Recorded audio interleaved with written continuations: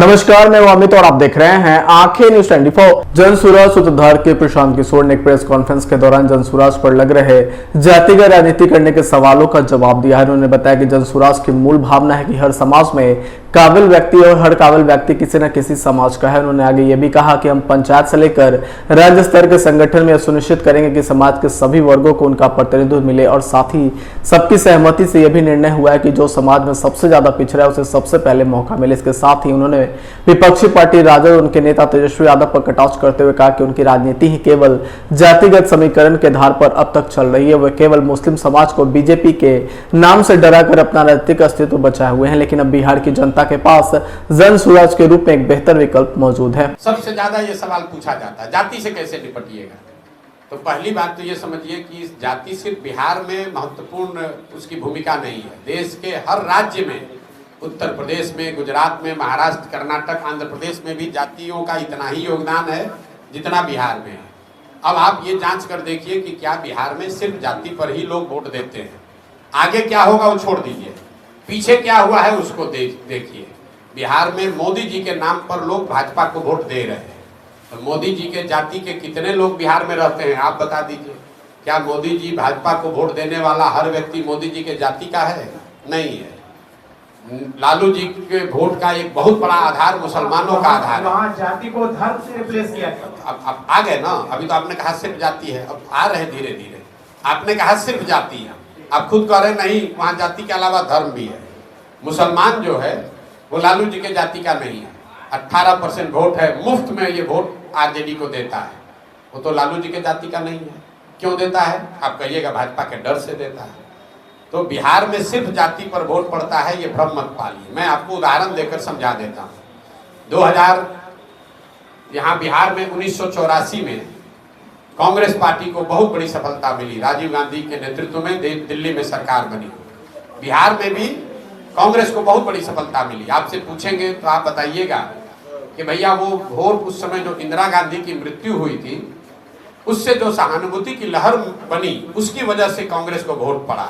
इसको लिख लीजिए कि इंदिरा गांधी की मृत्यु हुई, उससे जो बनी सहानुभूति की लहर थी उसमें समाज के हर वर्ग ने कांग्रेस को वोट दिया। फिर आपसे पूछेंगे कि 1989 में क्या हुआ, आप बताएं। बीपी सिंह को कैसे वोट पड़ गया, जनता दल को वोट कैसे पड़ा? तो आप बताएंगे कि भैया वोट उस समय बीपी सिंह जनता दल को नहीं पड़ा। बोफोर्स बहुत बड़ा मुद्दा था, भ्रष्टाचार बहुत बड़ा मुद्दा था। लोगों सबसे ज्यादा ये सवाल पूछा जाता है, जाति से कैसे निपटिएगा।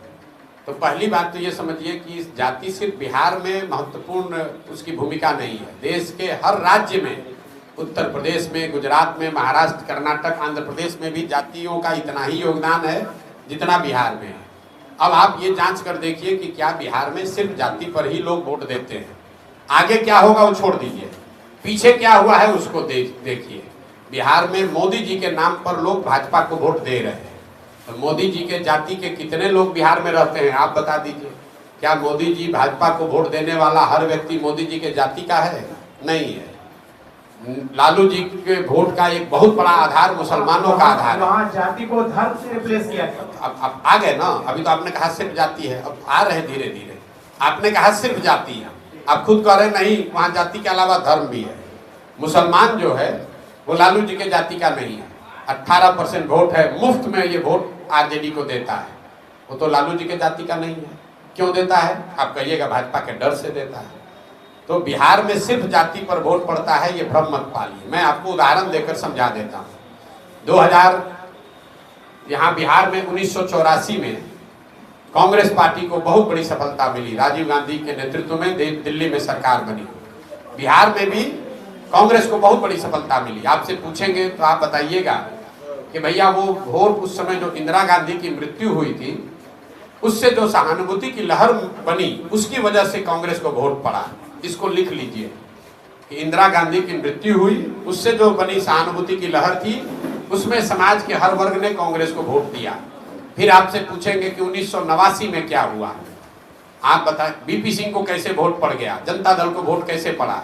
तो आप बताएंगे कि भैया वोट उस समय बीपी सिंह जनता दल को नहीं पड़ा। बोफोर्स बहुत बड़ा मुद्दा था, भ्रष्टाचार बहुत बड़ा मुद्दा था। लोगों ने भ्रष्टाचार बोफोर्स के विरोध में वोट किया और जो भी जनता दल से आंखें जो आपका चैनल है उसके लिए और उसके दर्शकों के लिए 2 लाइन की हम शुभकामनाएं अपने ढंग से देते हैं। आप सब में मिठास घुल जाए बांसुरियों बीन की तरह और लोग आपको भी प्यार करने लगे वैक्सीन की तरह। हंसते रहें, मुस्कुराते रहें और देखते रहें आंखें न्यूज 24। अगर आपने अभी तक हमारे चैनल को सब्सक्राइब नहीं किया है तो हमारे चैनल को जल्द से जल्द सब्सक्राइब करें, लाइक करें, शेयर करें। अगर आप भी अपने दुकान, प्रतिष्ठान, school, college, coaching centre, restaurant, cafe का विज्ञापन देना चाहते हैं, वो भी किफायती दर पर, तो आंखें न्यूज़ 24 लेकर आया है आपके लिए एक सुनहरा मौका। आंखें न्यूज़ 24 न्यूज़ पोर्टल की दुनिया में बिहार का सबसे उभरता हुआ चैनल, जहां बिहार झारखंड से जुड़े तमाम बड़ी खबरें देखने को मिलती है। तो देर किस बात की, आज भी जुड़े आंखें न्यूज़ 24 के साथ। संपर्क करें हमारे व्हाट्सएप नंबर 8935876430 पर। क्या आप पत्रकारिता के क्षेत्र में अपना कैरियर बनाना चाहते हैं? तो आज ही Royal Ashoka Institute of Mass Communication and Journalism में अपनी जगह सुनिश्चित करें। आर्यभट्ट ज्ञान विश्वविद्यालय पटना से मान्यता प्राप्त 100% प्लेसमेंट के साथ royal Ashoka Institute of Mass Communication and journalism नामांकन जारी है। हमारा पता है DS/16 गायत्री मंदिर के समीप, कंकड़ बाग, पटना 8,20,000। आप हमें संपर्क भी कर सकते हैं। हमारा मोबाइल नंबर है 9955456126।